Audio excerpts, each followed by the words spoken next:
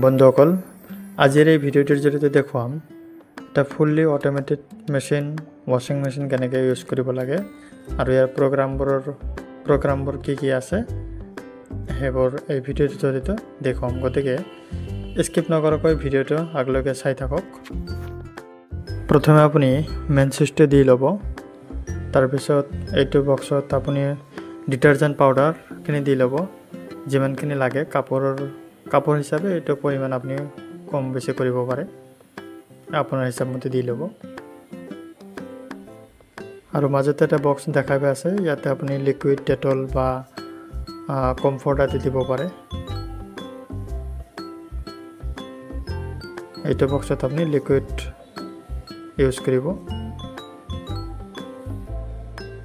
এনেকৈ বক্সখন লগাই দিয়াৰ পিছত এটা দেখা পাই আছে সুইচ এটা আছে, এইটো টিপা দিব। সুইচটো টিপি দিয়াৰ লগে লগে মেচিনটো অন হ'ব। বন্ধুসকলে এতিয়া জানো হওক কোনটো প্ৰগ্ৰামৰ কি কাম, কোনটো কেতিয়া ইউজ কৰিব লাগে। প্ৰথমে দেখা পাইছে কটন সাধাৰণতে যিখিনি সুতি কাপোৰ আছে আপোনাৰ, এই সুতি কাপোৰ ধোৱাৰ কাৰণে এইটো ব্যৱহাৰ কৰা হয়। তাৰপিছত আছে কটন প্লাছ, যদি আপোনাৰ কাপোৰখিনি বেছি ময়লাযুক্ত থাকে তেতিয়াহ'লে আপুনি এইটো ব্যৱহাৰ কৰিব পাৰে। তাৰপিছত মিক্স ফেব্ৰিক সাধাৰণতে বিভিন্ন ধৰণৰ ফেব্ৰিক থকা কাপোৰ যেনে চিল্ক, কটন মিক্স যদি থাকে তেতিয়াহ'লে আপুনি এইটো ইউজ কৰিব পাৰে। তাৰ তলত আছে ইজি কেয়াৰটো সহজতে ধুব পাৰে, যিখিনি কাপোৰ আছে সেইখিনি আমি ধুব পাৰে। তাৰ তলত আছে চাইলেণ্ট ৱাছ, অৰ্থাৎ যদি আপুনি শব্দ নোহোৱাকৈ কাপোৰখিনি ধুব বিচাৰে তেনেহ'লে আপুনি এইটো প্ৰগ্ৰাম আপুনি ইউজ কৰিব পাৰে। তাৰ তলত আছে এলাৰ্জি কেয়াৰটো সাধাৰণতে যিসকলৰ এলাৰ্জি আছে বা এলাৰ্জি থকা মানুহৰ কাপোৰখিনি যদি ধুব লাগে তেতিয়াহ'লে আপুনি এইটো প্ৰগ্ৰাম ইউজ কৰিব পাৰে। তাৰ তলত আছে বেবী ষ্টেণ্ড কেয়াৰ সাধাৰণতে শিশুসকলৰ কাৰণে, শিশুসকলৰ কাপোৰ ধোৱাৰ কাৰণে আপুনি সেইটো ব্যৱহাৰ কৰিব পাৰে। এইপিনে আছে ডেলিকেটছটো হৈছে সাধাৰণতে কোমল বা স্পৰ্শকাতৰ যদি কোনো কাপোৰ থাকে তেতিয়াহ'লে আপুনি এইটো ইউজ কৰিব পাৰে। তাৰপিছত তলতে আছে হেণ্ড বা ঊল। ধৰক কিছুমান কাপোৰ আছে যিবোৰ আমি হাতেৰে নিজৰ মতে ধুই থাকোঁ, সেইবোৰ বা ঊলৰ কাপোৰ যিবোৰ আছে তাৰ কাৰণে এইটো আপুনি প্ৰগ্ৰাম ইউজ কৰিব পাৰে। তাৰ তলত আছে স্পৰ্টছ ৱেৰ, যিখিনি আপোনাৰ স্পৰ্টছ ৱেৰ আছে, টি চাৰ্ট হওক বা পেণ্ট হওক সেইবিলাক আপুনি ধুব পাৰে। তাৰ তলত আছে কুইক 30 অৰ্থাৎ সোনকালে যদি আপোনাৰ কোনো কাপোৰ ধুব লাগে 30 মিনিটৰ ভিতৰত অলপ ময়লাযুক্ত, তাৰ কাৰণে আপুনি এইটো ব্যৱহাৰ কৰিব পাৰিব।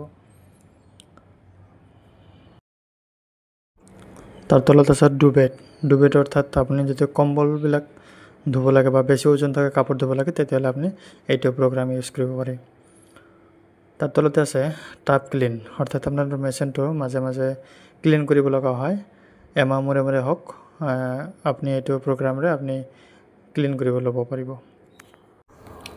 একেবাৰে তলত দেখা পাইছে ৰিন্স প্লাছ স্পিন, অৰ্থাৎ আপোনাৰ কেতিয়াবা কাপোৰ ধোৱা হৈছে কিন্তু ফেনযুক্ত হৈ আছে কাপোৰখিনি, তেতিয়াহ'লে আপুনি আকৌ ৰিন্স প্লাছ স্পিনত দি পেলাই ধুব পাৰিব। প্ৰগ্ৰামখিনি ছেট কৰাৰ পিছত এইবাৰ হ'ব টেম্পাৰেচাৰ, আপুনি কিমানখিনি টেম্পাৰেচাৰত কাপোৰখিনি ধুব আপোনাৰ নিজৰ হিচাপমতে এইখিনি ছেট কৰি ল'ব। তাৰ তলত স্পিনৰ অপশ্যন দিয়া আছে, এইটো আপুনি নিজৰ মতে ছেট কৰি ল'ব পাৰিব।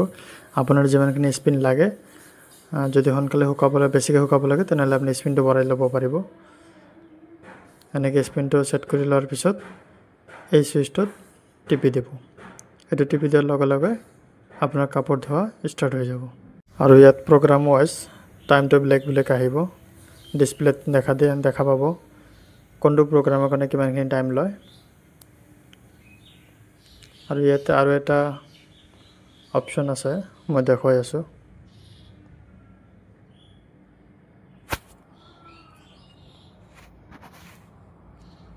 ইয়াতে দেখা পাইছে এড আইটেম বুলি, অৰ্থাৎ এই এড আইটেমৰ লাইটটো যিমান টাইমলৈকে জ্বলি থাকিব আপুনি সিমান টাইমলৈকে যদি আপোনাৰ কোনো কাপোৰ এড কৰিব লগা হয় এই ছুইচটো টিপি দিয়াৰ লগে লগে আপোনাৰ মেচিনটো আনলক হৈ যাব আৰু এই উইণ্ডোটো খুলি যাব। তাৰপিছত আপুনি আকৌ কোনো কাপোৰ যদি আপোনাৰ দিব লগা হয় আপুনি দিব পাৰিব। বন্ধুসকল, যদি ভিডিঅ'টি ভাল লাগিছে তেনেহ'লে এটা লাইক কৰি দিব আৰু শ্বেয়াৰ কৰি দিব আৰু মোৰ চেনেলটো ছাবস্ক্ৰাইব কৰি দিব। ধন্যবাদ।